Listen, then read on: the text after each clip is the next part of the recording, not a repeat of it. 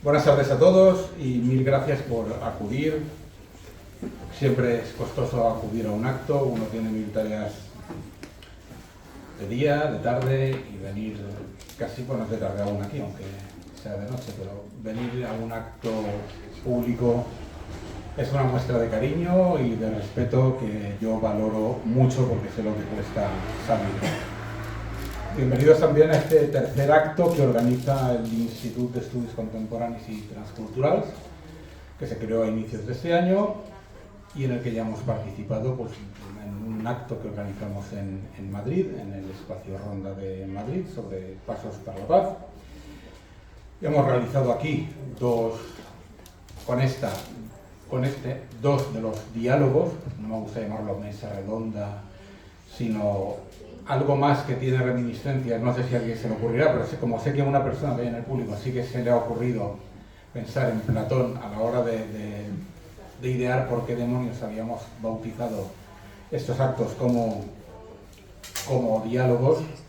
Bueno, es el segundo, el primero lo realizamos sobre una sociedad del cuidado, este sobre educación, y vendrán otros más, no estrechamente vinculados al mundo literario, que es el que en el que más quizá me he movido yo, pero sí trataremos de diferentes aspectos que puedan afectar a la sociedad de modos muy diversos. Hicimos sobre la sociedad del cuidado, que vinieron una filósofa feminista y un coach.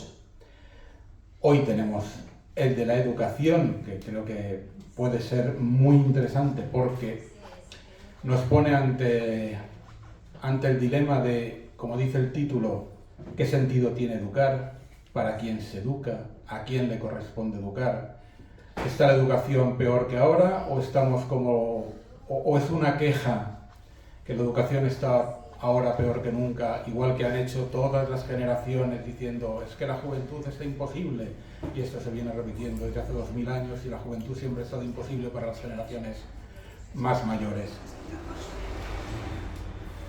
Como digo, este es el segundo de los diálogos, vendrán otros sobre sindicalismo, sobre medicina, sobre historia del arte, sobre moda, sobre muchas cosas que se nos pueden ocurrir, porque es, como digo, el nombre del instituto es bastante amplio, el Instituto de Estudios Contemporáneos y Transculturals, para ahí cabe mucho. Y de hecho, el martes también intervendremos en el Broche de Oro. Es una pequeña jornada vespertina que cierra la Multaca de las Tres Culturas que viene organizando el Fórum UNESCO en Valencia para el Mediterráneo. Tenemos aquí a su presidente, que es Rafa Monzó, y es un placer colaborar con ellos. Y ahí intervendrá el Instituto presentando la versión valenciana de la Declaració de Responsabilitats i Deures Humans que se aprobó en Valencia en el año 1998. Así que bueno, o caigan dos a la vez o caiga uno cada mes y medio, cada 2 meses, este es nuestro deseo de estar involucrándoos y espero que compartiendo con vosotros estos actos. Aquí yo soy muy radical porque esto lo cierran a una hora determinada y me gusta no hacerme pesado.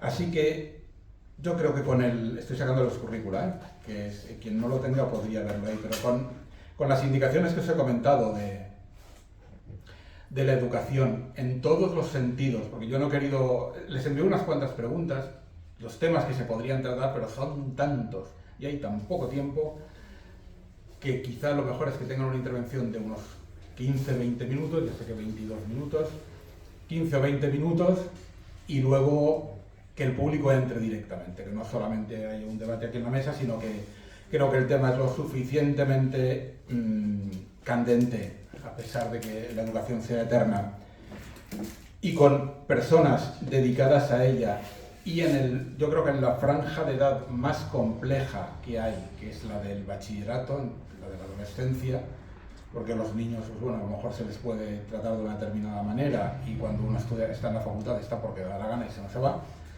pero están en aquellos lugares, y aquí también veo profesores de instituto, en los que más pueden dar fe de cómo se ha empobrecido, y esto ya estoy tomando partido, cómo se ha empobrecido el temario que se daba, cómo se han embrutecido las personas y cómo se ha ensuciado el nombre de la educación. Para ello tenemos a dos personas que no solo son profesores, sino que son muchas cosas más, y de ahí también la riqueza que nos vayan a aportar ahora. Por riguroso orden alfabético intervendrán Carlos Fuertes Doñate y Juan Manuel Vera Selma. Carlos Fuertes es como si fuera un hermano para mí, y Juanma, fue profesor mío, fue compañero mío, es amigo mío siempre, así que desde el año 86 que nos conocemos, es un gusto. Carlos Fuertes es graduado en Historia, cursó el máster universitario en profesor de educación secundaria por la Universidad de Valencia y ejerce como profesor de secundaria y bachillerato desde 2016.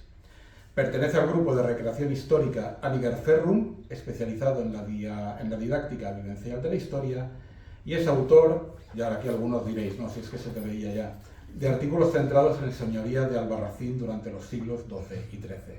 Los dos tenemos ascendencia aragonesa, como sabéis. Por su parte, Juan Manuel Vera Selma es licenciado en Filología Hispánica, máster en Inteligencia Emocional y Programación Neurolingüística. Ha trabajado como docente de secundaria, de extensión universitaria, de formación del profesorado, además de colaborar en proyectos de investigación social y coordinar proyectos de participación ciudadana. Desde hace 2 décadas dirige el Laboratorio de Valores, que es una propuesta interdisciplinar de crecimiento personal, así como el Taller Estable de Literatura Creativa. Al margen de eso, también es novelista, aunque no lo vaya a decir. Y bueno, no hablo yo más, que ya llevo bastante. Le cedo la palabra a Carlos Fuertes, agradeciendo, como siempre, su participación desinteresada en esta mesa, agradeciendo a María José, que ahora no la localizo, por cedernos esta librería, y a Tony Alcolea y a todo el grupo de Vuelo de Palabras y de Libros por la tarea tan extraordinaria que están organizando. Y nada más. Vamos a parar esto, que creo que se acaba. Carlos, cuando gustes. Bueno, buenas tardes. Muchísimas gracias por la oportunidad. Me sirve un poco de altavoz, no solamente de una visión personal, sino de una visión también colectiva, ¿no? De mis compañeros y mis compañeras que estamos al pie del cañón todos los días en las aulas, con edades de entre 12 y 18 años. Es la plena adolescencia. Bueno, se me comentó el título, ¿no? De la educación, qué sentido tiene, y en muchas ocasiones hemos visto que se hace como una distinción entre educar y enseñar. Se suele decir que educar es en casa y enseñar es en las tareas pues del profesorado, ¿no? Y como José Carlos sabe, me gusta mucho la etimología de las palabras y por eso me gustaría simplemente hacer un pequeño inciso, y es que educar en latín ex ducere quiere decir sacar fuera de, y enseñar es insignare, señalar. Por lo tanto, no es educar o enseñar, sino educar a través de la enseñanza, es decir, sacar fuera de la caverna de Platón, señalando, no imponiendo, señalando el camino. Claro, el objetivo, por tanto, tanto de la educación como de la enseñanza, es el sacar a las personas fuera de la comodidad de la caverna, fuera de ese mundo de ilusiones y engaños. Y hay numerosas formas de hacerlo, hay numerosas metodologías, que no vamos a entrar en absoluto, pero en relación a este objetivo último, que es el de liberarnos, aparecen frases que escuchamos a lo largo de nuestra vida. Estudia, que te irá mejor. Estudia porque te enseñará a pensar críticamente. Y estas dos frases, que parecen inocentes, encierran dos formas diferentes de ver la educación. Estas dos formas son dos ideas clave de cómo se plantea la educación y qué sentido tiene.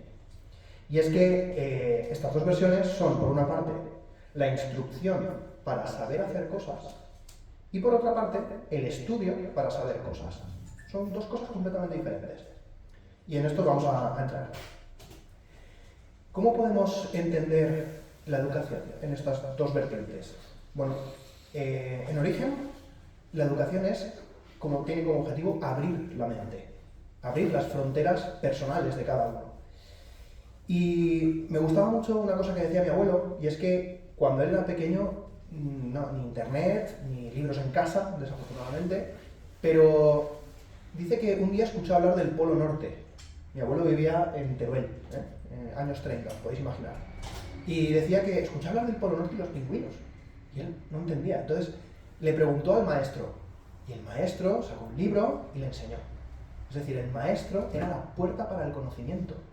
Era la puerta o la ventana, como queréis verlo, al conocimiento. Y en esta forma de abrir la mente de las personas es necesario entrenar. ¿Cómo se entrena a abrir la mente? Pues hay una serie de ideas básicas. La memorización a través de la repetición, por ejemplo, y aquí entraría la psicología de memoria a corto plazo, memoria a largo plazo, pero también la lectura y opinión crítica. Esto es un entrenamiento. Esto se tiene que hacer día a día.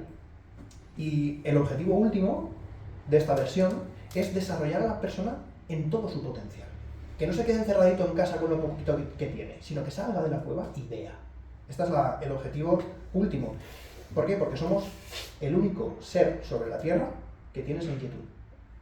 Y esto ya lo decía, lo vemos desde la Ilustración, incluso antes con el Renacimiento, pero la Ilustración con Diderot y D'Alembert haciendo los primeros diccionarios, ¿no? Las primeras enciclopedias, y Diderot decía, el hombre que no quiere buscar la verdad es una bestia, y como tal hay que tratarlo.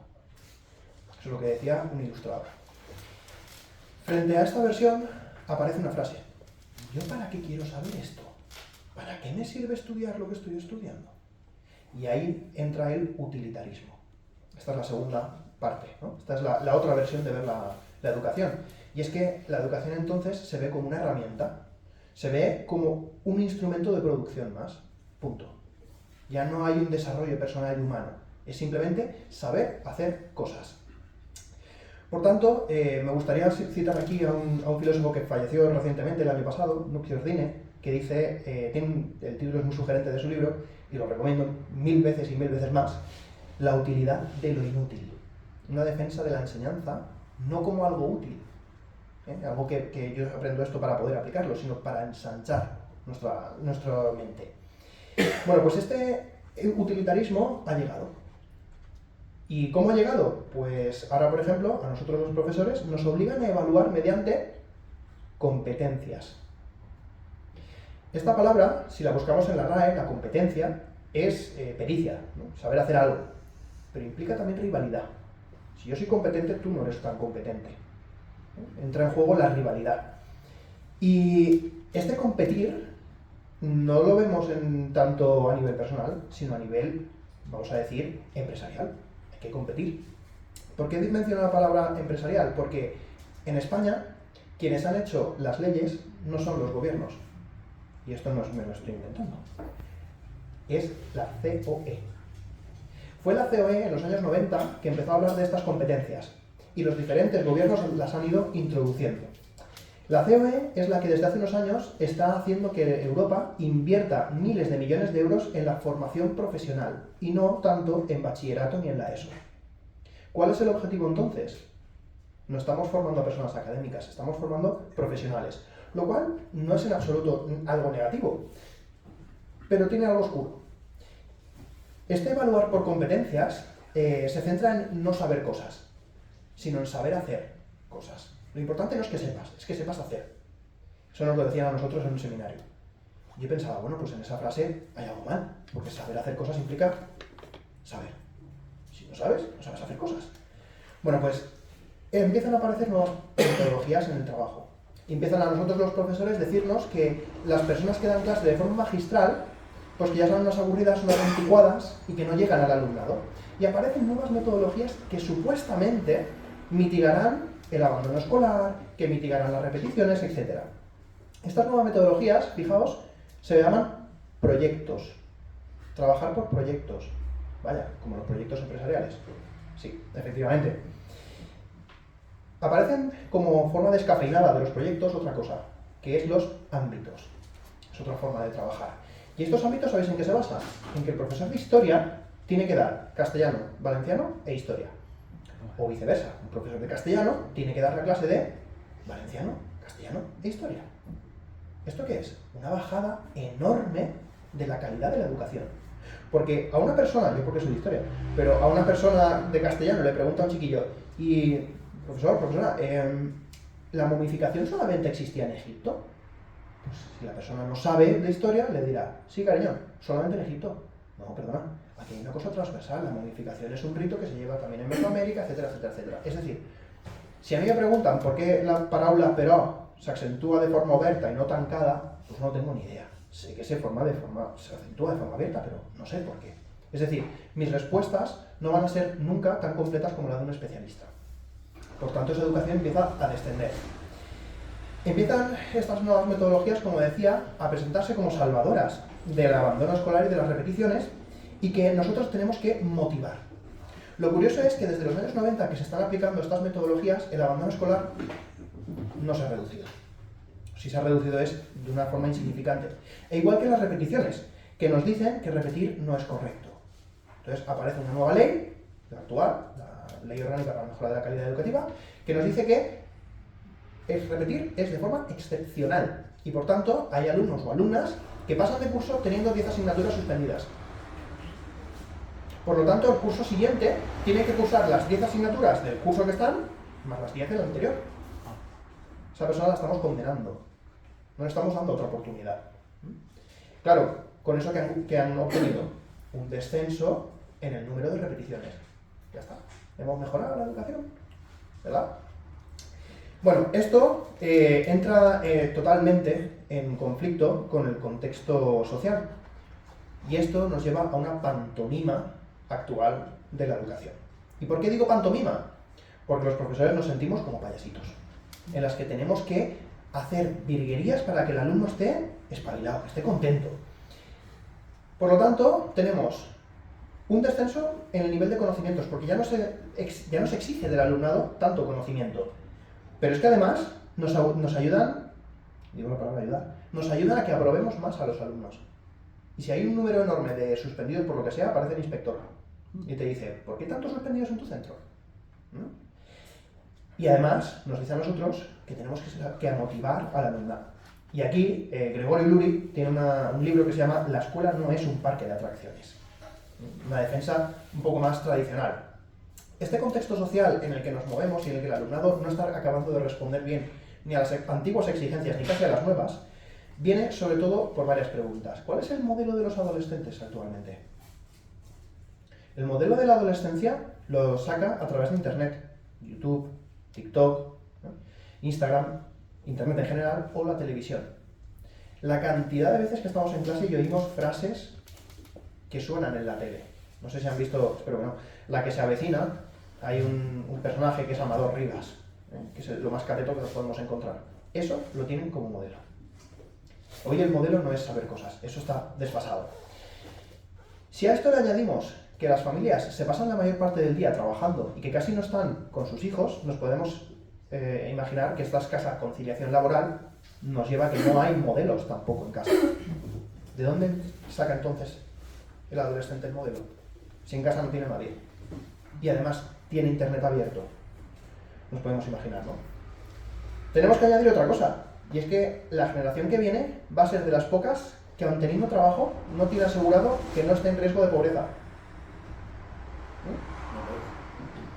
Teniendo 2 trabajos hay gente que sigue en la pobreza o en riesgo de pobreza.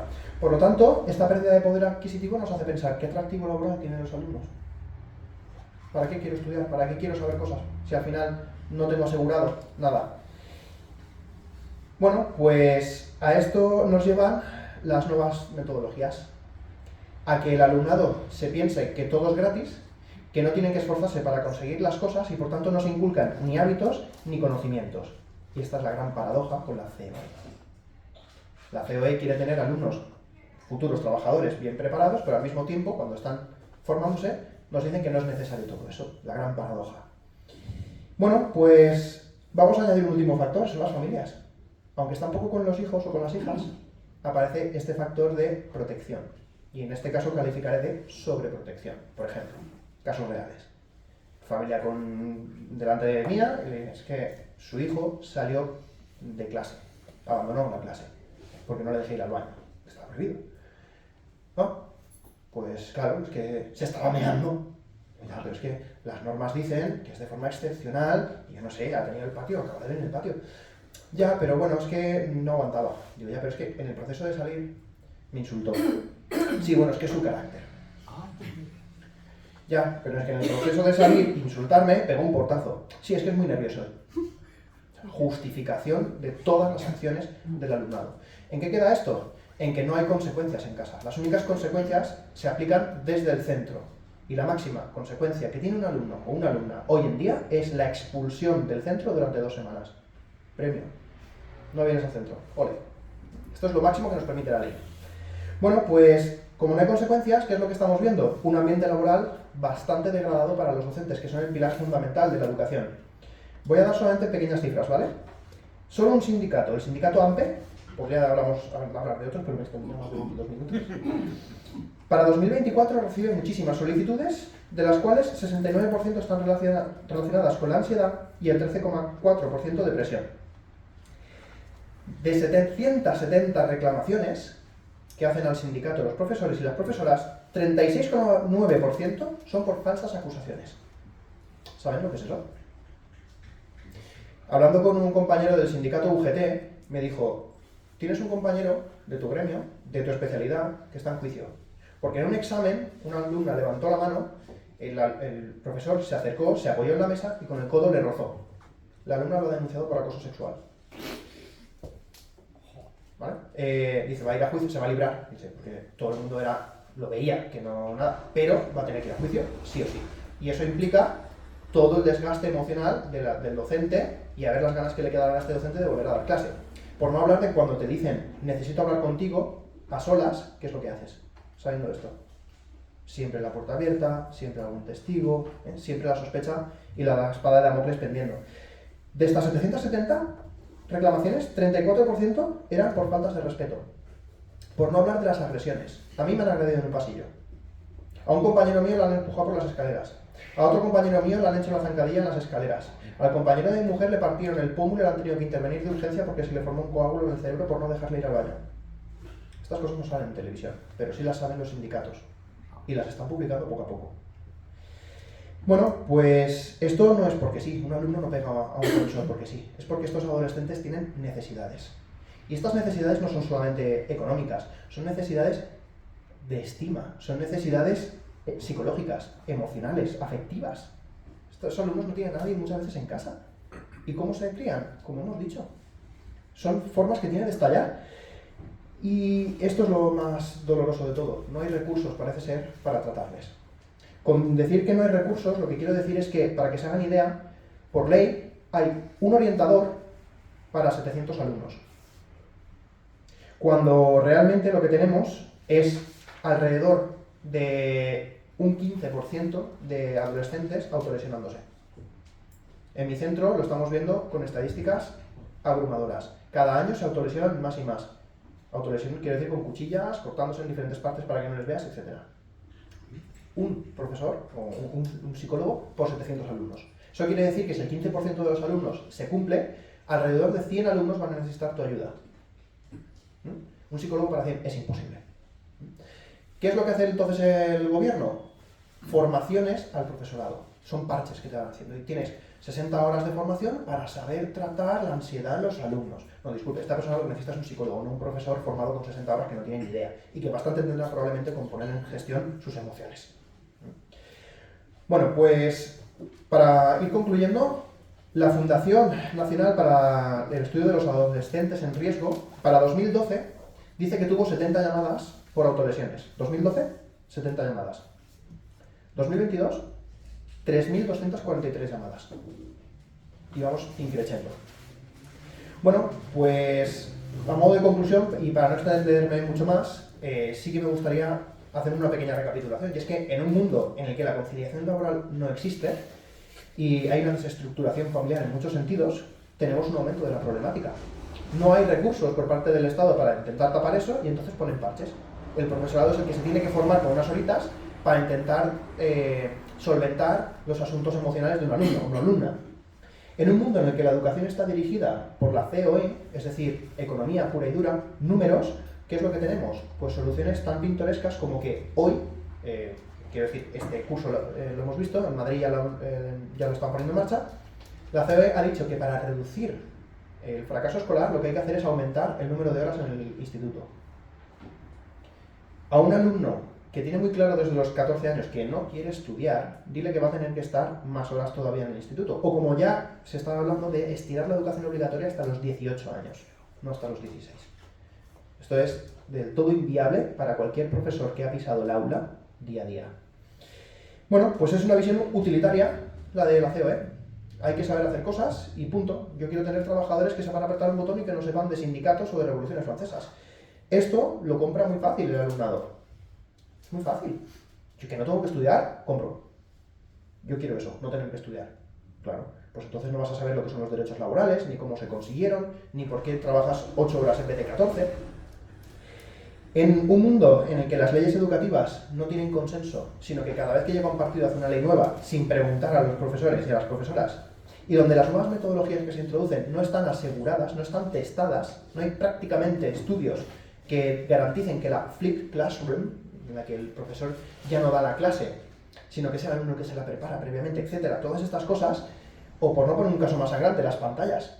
Nos decían que eran, vamos, la panacea las pantallas, que el alumnado iba a responder muy bien con las pantallas. Hoy en día se están retirando. Después de miles de millones de euros gastados en pantallas, ahora se están retirando. ¿Por qué no estaba estudiado todo esto antes de aplicarlo? Por lo tanto, me cabe solamente una pregunta. ¿Salir de la cueva? ¿La educación y la enseñanza es para salir de la cueva? Me parece que la educación y la enseñanza lo que están haciendo es la cueva más cómoda y por eso no quieren salir. Así que acabaré citando el título de otro libro que dice ¿Escuela o barbarie? Nosotros decidimos. Gracias.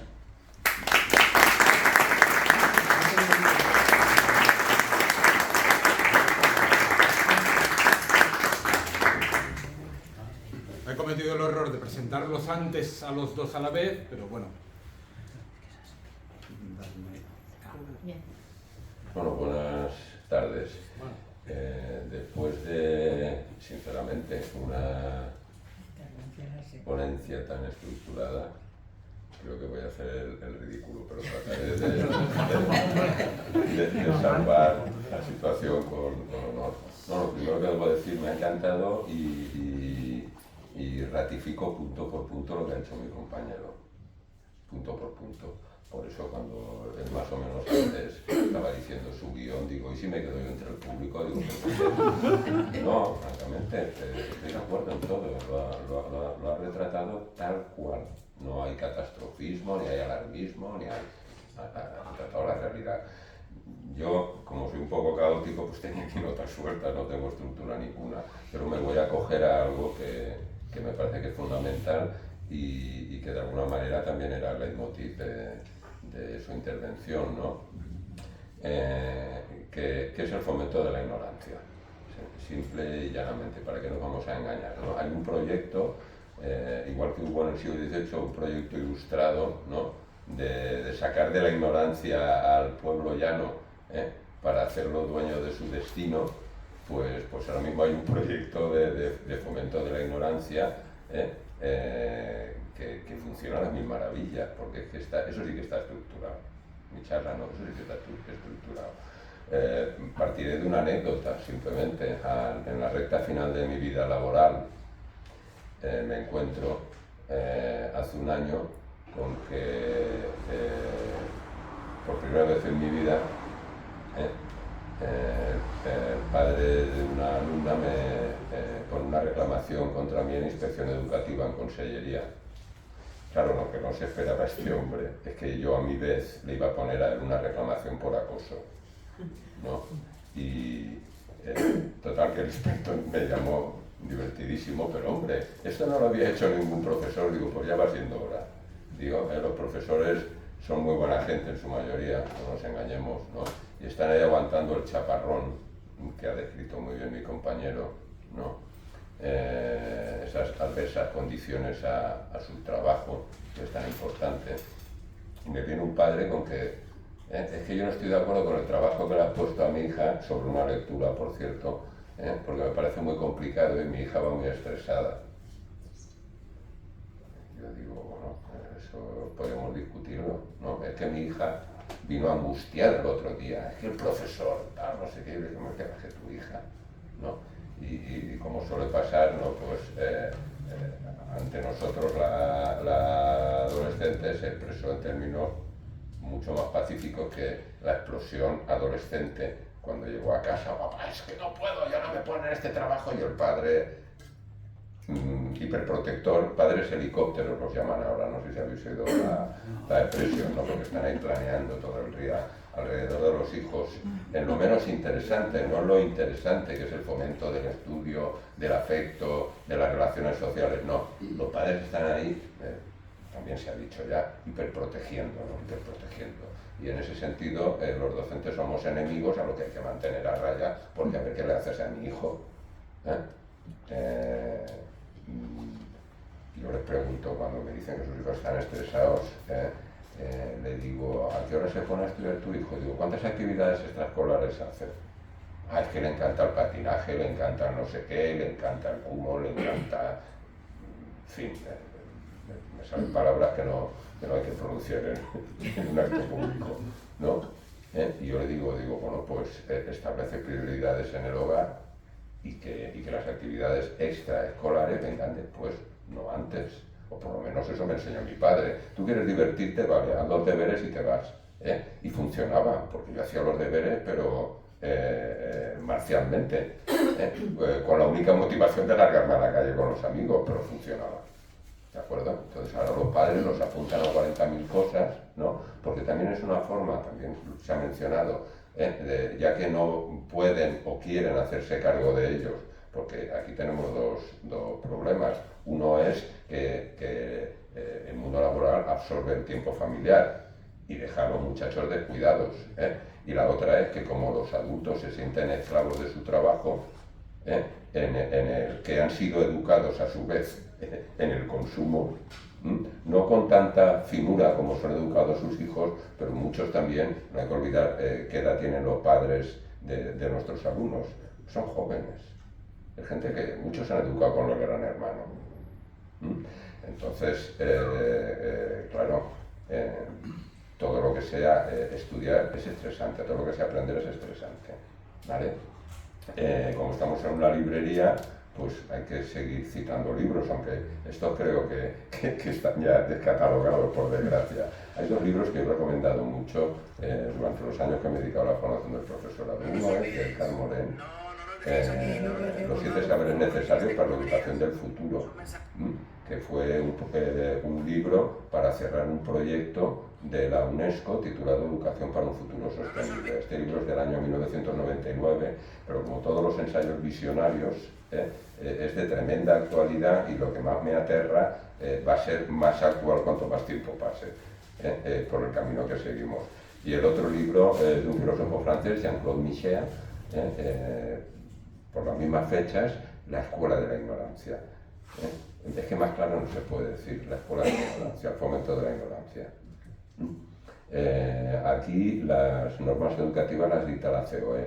En Bruselas, las grandes multinacionales, Siemens, Bayer, etc.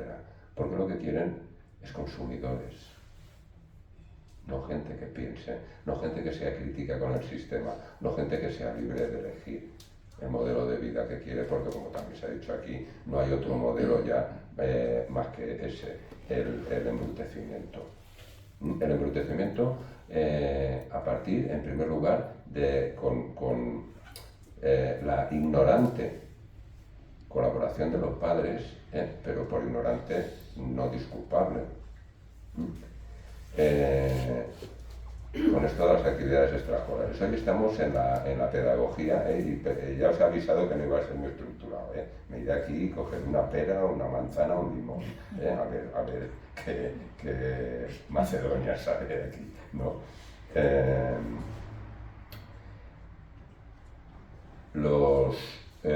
Los padres, hemos dicho, los meten en muchas actividades extraescolares, de manera que retrasan el tiempo del aprendizaje, y cuando los muchachos y las muchachas llegan a casa están extenuados. A las 8 de la tarde no es el momento de ponerse a estudiar. El cansancio fomenta el desinterés, la desmotivación, la falta de concentración, etc. Si luego añadimos las pocas horas que duermen porque se dedican sin ningún tipo de control familiar a la autoexposición de los rayos luminosos de las pantallas, pues estamos aquí viendo muchas cosas, ¿no? Hoy se habla mucho.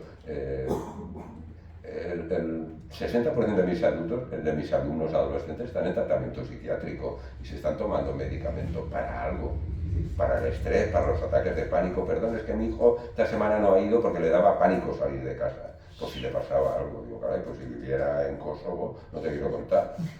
A lo mejor el problema es que no vive allí. ¿De acuerdo? Entonces, claro, por un lado las familias hinchando actividades extraescolares a los hijos. Por otro lado, en las escuelas nos vemos obligados, luego hablaré de mi resistencia ante todo esto, ¿no? Porque como dice el refrán, como me quedan 2 días en el convento, luego en el colegio es la pedagogía del hacer. Hay que hacer, continuamente actividades. De manera que los muchachos desde las 7 de la mañana están activos y de tan activos, al final tienen crisis de ansiedad y problemas de concentración. Porque les estamos fomentando la hiperactividad desde el hogar. Ya no es que el hogar, como también se ha dicho, no colabore con la escuela, porque por eso he empezado con el asunto de la reclamación que me puso un padre, ¿de acuerdo? Sino que son cómplices, ignorantes sí, pero eso no les perdona, cómplices vamos a llamar un sistema educativo, pero en el sentido amplio, no el sistema educativo de este país o regido por la política educativa, que también, sino de un sistema social, ¿de acuerdo? Que fomenta eso desde las más tiernas edades. Ya les arrebatamos la infancia regalándoles móvil para su comunión. Pero es que el proceso perverso no acaba ahí. Eso es solo el principio, señores y señoras. Eso es el principio de esa senda tortuosa que los va a conducir a esas enfermedades mentales, a esas situaciones de desmotivación, etcétera, etcétera. ¿De acuerdo? Yo concibo la educación como yo hablo a mis alumnos y a los padres de mis alumnos y a los profesores cuando trabajo con ellos de lo que yo llamo el edificio del aprendizaje. El edificio del aprendizaje, como todo edificio, debe tener unos cimientos, que cuanto más sólidos sean, mejor sujetarán el resto del edificio. Y esos cimientos, el cimiento tiene que ser la curiosidad. Estos chavales no sienten ninguna curiosidad. Y es una pena. Y no sienten ninguna curiosidad porque no están rodeados de elementos motivadores de esa curiosidad. ¿De acuerdo? Empezando por ¿para qué quiero estudiar si luego no voy a tener trabajo? Argumento que yo les digo, no, perdona, es que te equivocas, es que ahora si quieres barrer calles te van a pedir el título de bachiller. No te engañes, o sea, el problema no es que estudiar no sirva para nada. Es que cada vez vas a necesitar más titulación para trabajos que a lo mejor no te gustan. ¿De acuerdo? Bueno, el edificio del aprendizaje, sigamos con eso. La base es la curiosidad. Luego viene el zaguán, que es la atención. Sin atención no hay nada. Es decir, si yo no presto atención, no me entero de lo que me están explicando. Y el problema ahora es que los alumnos tienen un déficit de atención tremendo. Y no estoy hablando del diagnóstico TDAH, porque los diagnósticos son muy tranquilizadores. Mi hijo tiene TDAH y ¿qué le voy a hacer? Pues darle pastillas. ¿De acuerdo? Y ya está todo. Es decir, el problema va mucho más allá del TDAH. El problema es un problema generalizado en nuestra sociedad, también en los adultos, desgraciadamente cada día más, de dificultades de atención para leer un párrafo y comprenderlo y aguantar aquello. Cuando un alumno me dice, le digo, este libro que te he recomendado es que es muy aburrido, me da dolor de cabeza, digo, dolor de cabeza, manda narices. Pero es que les entiendo. Es que no están entrenados en whatsappear, en mensajes rápidos, donde mutilan el lenguaje. ¿De acuerdo? Entonces, claro, cuando tienen que enfrentarse a un párrafo de 12 líneas, señores, aquello es una tragedia. Y yo le digo, no, procuro ser muy educado con mis alumnos, a veces me desquician, todo hay que decirlo, ¿no? Me desquician con tanta ignorancia, pero yo les digo, no, hijo, el problema es que no sabes leer. ¿Cómo que no sabes leer? ¿Me llamas analfabeto? Digo, no, saber leer no es decir, mesa redonda sobre educación. No, eso no es saber leer. Eso es simplemente estar en un estadio superior al analfabetismo duro y puro. Saber leer es saber gestionar lo que lees. La lectura es una operación mental de alto standing. Es una operación saludable, ahora que se lleva todo lo sanador y lo saludable, pues yo reivindico el poder sanador y saludable de la lectura. No están preparados. No están preparados, en primer lugar, volvemos al edificio del aprendizaje, porque no está el cimiento de la curiosidad, no se les ha fomentado. Antes bien al contrario, desde el momento en que y este mensaje viene del mundo adulto, ¿para qué quiero estudiar si luego no voy a tener trabajo? La curiosidad se viene abajo. Vale. Ya tenemos los cimientos fuera, el edificio se tambalea. Vamos al zaguán, la atención, los problemas de atención son brutales. Y en ellos interviene esa hiperactividad a la que nos tenemos sometidos desde el propio hogar y luego en la escuela, ¿no? con esta pedagogía del hacer. ¿De acuerdo? Claro, si hay problema de curiosidad, viene el déficit de atención. ¿Para qué? Pero es que con el déficit de atención me cargo el primer piso, que es la comprensión. Claro, si yo no presto atención, ¿cómo voy a comprender? Pero los popes de la enseñanza dijeron un día, lo importante no es aprender de memoria, lo importante es la comprensión. Oye, y qué casualidad que desde que nuestra máxima preocupación es la comprensión, nunca ha habido tantos problemas de comprensión lectora como hay ahora. Luego algo está fallando. No está fallando nada, estaba perfectamente construido para que las habilidades cognitivas, me resisto como tú a llamar competencias, las habilidades cognitivas que son la curiosidad, la atención, la comprensión, la memoria, la capacidad de relación, se vengan abajo. En España, el sistema educativo tiene una duración media de 5 años. Desde que me incorporé como docente en el año 85, he visto pasar infinidad de sistemas educativos. Cada gobierno que llega, del signo que sea, dice, vamos a hacer aquí el gran sistema educativo, la gran reforma. Uy, yo digo, madre mía, me he hecho a temblar. Digo, se cargan ahora el segundo piso del edificio. ¿De acuerdo? Sin curiosidad no hay atención, sin atención no hay comprensión. Que es ahí viene el problema de la lectura. ¿De acuerdo? Sin comprensión no hay retención.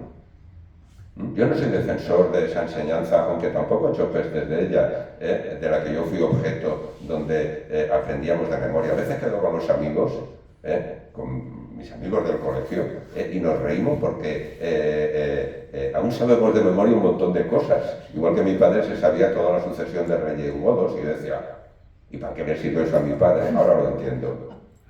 ¿De acuerdo? Es decir, si no hay atención, no puede haber comprensión. Y si no hay comprensión, ¿qué información va a retener mi cerebro? De lo que no comprendo. Por eso yo a mis alumnos, no es que les dejo, es que les obligo a hacerles los exámenes con material, menos con el móvil. Porque lo que yo quiero no es que se preparen el examen la noche antes. Porque yo les digo, que has sacado un 10, porque tú estarás muy contento, pero este 10 es humo. Si este examen te lo hago la semana que viene, ya no sacas un 10. No más que verte la cara de sueño. Este 10 es producto de una noche de insomnio. No hay curiosidad, no hay atención, no hay nada.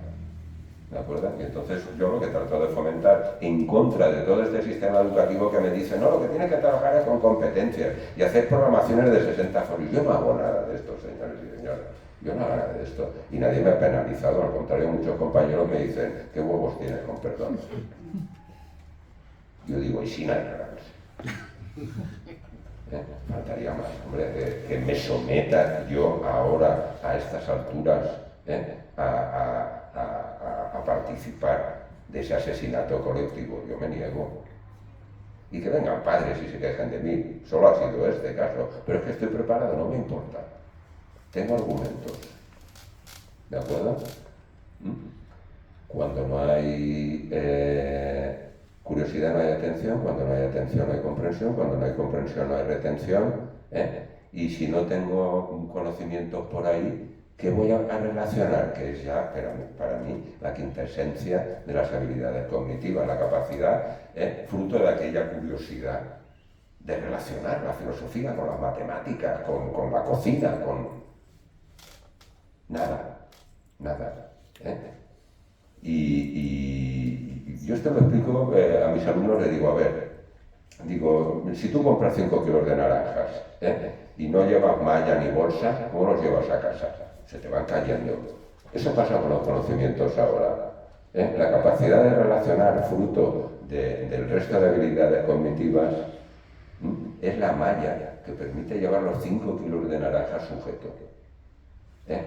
Y ser capaz, y es cuando uno, yo le digo a mis alumnos, digo, de verdad, un trimestre solo, hacedme caso, digo, y después seréis libres de elegir. Ahora no sois libres de elegir. Ahora os creéis que tenéis razón y que yo soy muy pesado, pero digo, haced la prueba y después ya, entonces sí que seréis libres de elegir. Juanma, todo lo que tú nos decías era un rollo, lo he comprobado. Digo, es que tienen miedo, no saben por dónde empezar, porque el esfuerzo les parece tan enorme que desisten desde el primer momento. ¿De acuerdo? Estamos fomentando la ignorancia, estamos fomentando las enfermedades mentales. Estamos haciendo una amalgama ahí, pobrecillos. Y estos son los que me van a pagar la jubilación. ¿De acuerdo? Las políticas educativas, lo que decía, tienen una duración media de 5 años, de verdad, y os invito a comprobarlo, 5 años. Una ley educativa que dura 5 años es porque nació muerta. Eso no es una ley, eso es un aborto del infierno. Y digo del infierno porque está concebido malévolamente. Y de verdad, disculpadme si parezco catastrofista, pero estoy dando una visión, de verdad, absolutamente realista, que no solo concuerda con la cara de mi compañero, sino que si aquí hubiera un montón de docentes, es que nos estarían diciendo lo mismo. ¿De acuerdo? Lo que pasa es que yo, por lo que decía, como ya no me queda mucho, digo, pero veo a compañeros que están obligados a comulgar con ruedas de molino y les compadezco. Y esto cada vez va a peor. La tecnología, aprender a través de la tecnología. Qué bien suena, lo que he dicho de las pantallas. En Silicon Valley, los hijos de los grandes fabricantes de tecnología estudian en escuelas donde no hay tecnología. ¿Por qué? Porque sus padres son como los camellos, que venden droga a los demás, pero mi hijo que no la pruebe. ¿De acuerdo? La tecnología es uno de los mayores negocios que hay ahora. Y cuidado, vaya por delante que yo la uso cuando tengo que usarla y que me parece muy bien. El problema es que estamos poniendo la inteligencia artificial por encima de la inteligencia humana que ha fabricado la inteligencia artificial. Y así no va. Dejamos de confiar en nosotros mismos, pero confiamos. Mi abuela por la noche le pedía a Santa Rita por sus nietos y su familia, y ahora le pedimos a Google. ¿De acuerdo? Las políticas educativas tienen una duración media de 5 años. Por eso han nacido ya muertas. Un sistema educativo que premia el absentismo. También se ha hablado aquí, la prohibición de repetir. ¿De acuerdo? Con lo cual una persona no se puede repetir más de una vez en un ciclo. Eso quiere decir que el primer año voy a repetir y el resto del ciclo ya lo vivo gratis, porque me van a aplicar lo que legalmente se llama la promoción automática. Este muchacho o esta muchacha ya repitió, no puede volver a repetir. Y entonces los centros educativos se convierten en un almacén de gente desesperada, desmotivada, que acaba incurriendo en acciones bárbaras como la que ha dicho mi compañero. Porque están mal, se sienten mal y no encuentran un mensaje, que es lo que yo humildemente trato de suministrarles, no sé si con éxito o no, porque sabemos que en esto de la docencia es una inversión a largo plazo. Ahora me encuentro yo alumnos de hace 30 años que ni reconozco. ¿Tú quién eres? Yo soy alumno tuyo, Juanma. Qué pena no haber hecho caso de aquellas clases que nos dabas.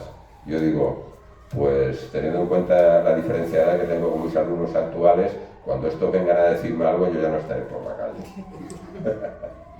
Con lo cual, ¿a quién se lo dicen?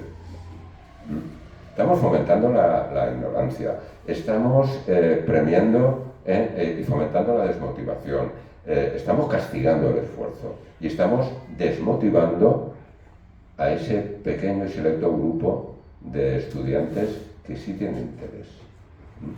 Yo estoy harto, y con esto concluyo, de que padres y madres me digan, mira, no podemos cambiar a mi hijo de clase, se refieren a muchachos y muchachas motivados, pero claro, en medio de una horda de gente desmotivada, que se empuja, tira papelitos, hace aviones en clase, de verdad. Es decir, esto es una falta de respeto enorme. ¿A dónde hemos ido a parar? Con esta frase quiero terminar. Muchas gracias.